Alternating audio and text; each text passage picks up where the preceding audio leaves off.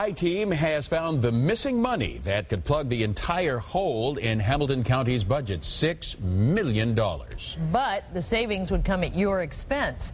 9 News anchor Brendan Keith is here now with the I-Team investigation. Brendan? Carol, Clyde, how would you like to save a couple of $100s on a flat screen TV? They'll even deliver it right to your door. What's the catch? Collectively, internet shopping will rob Ohio and its counties of $350 million in taxes this year.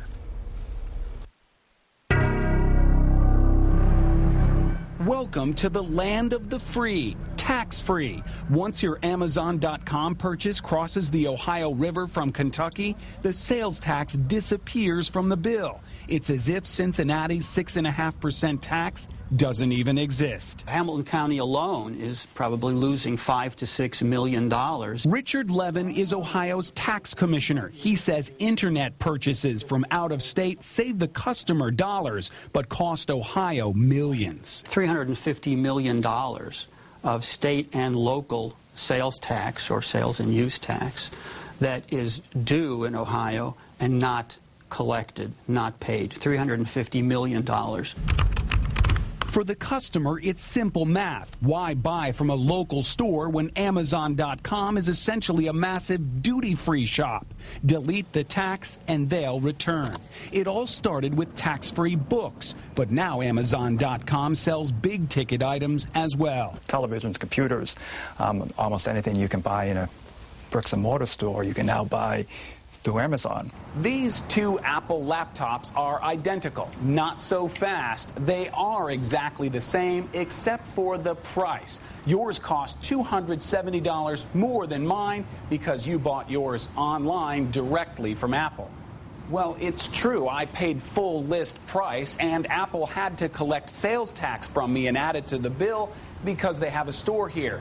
$2,330. Wow. Amazon.com lists the very same laptop for $2,059, and Amazon doesn't have to collect a penny of sales tax in Ohio. So I saved a total of more than $270. Well, what if I bought this one from Amazon.com? Could I have saved the sales tax too? Not quite. Take a look at where we are. Yep, on the Roebling Bridge right on the state line. I'm in Cincinnati, you're on the Commonwealth side in Covington. And Amazon.com is forced to collect sales taxes for purchases shipped to the Kentucky side of the river. Oh, you're right. Look at the total now.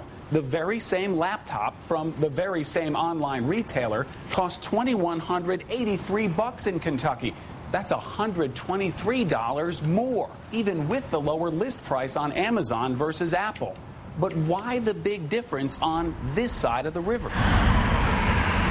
This is why. Amazon's massive fulfillment center in Hebron. See the Kentucky flag? Because of this physical presence in the Commonwealth, Amazon.com has to collect sales taxes from its Kentucky customers. But there's no such warehouse in Ohio. No physical presence, no tax. If there's no sales tax imposed and collected by the retailer, the individual is supposed to pay that tax on their tax return at the end of the year. Paul Caron is a UC law professor. He says the tax is still due, but it's collected from the taxpayer on the honor system. Everyone knows that this is not a tax that's enforced. People look at it as something that they don't have to pay. Indeed, 99% of Ohio taxpayers enter all zeros in this special box on their state income tax returns, leaving few in compliance. It's a very tiny number. Less than 1% of Ohio taxpayers voluntarily report sales tax that they owe, but which they haven't paid to the retailer. That's like dropping $350 million in the river between the states.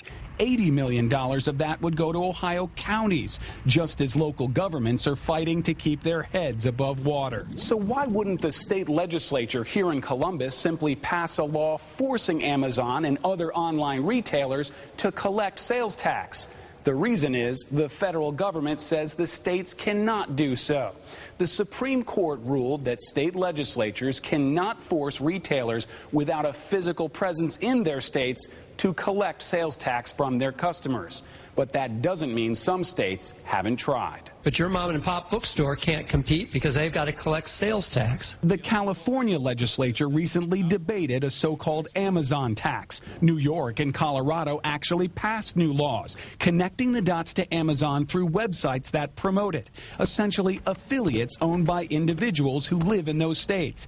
Amazon responded by firing all of its affiliates in New York and Colorado. It's blackmail by out-of-state companies. On this truck are purchases that could have been made at a local family-owned store. Is it because Amazon has lower prices than everyone else? Sometimes. But the tax savings alone often adds up to more than the added cost of shipping the item out of state. Competing on price, that's what you want businesses to do. But competing on whether or not you can avoid a tax in one situation and not avoid it in the other, that's not fair competition. The tax commissioner has received many complaints from small business owners, including a letter from an Ohio carpet store owner. They said somebody came in, they took a sample of carpet, they took it home, they liked it, they came back, and they said, this is just what I want, thanks. I'm going to go buy it on the internet so I don't have to pay tax. To be clear, we're not talking about new taxes, but the sales tax, which has been around since the 1930s. We asked Amazon.com for a tour of its Hebron facility and an opportunity to talk about the tax issues, including the benefits of employing thousands of people in Kentucky. But the company turned us down. Meanwhile, Amazon.com has filed a federal lawsuit against the state of New York, fighting the new law there. The Ohio tax commissioner says it literally will take an act of Congress to fix the problem. Tonight, it remains a free-for-all. Carol?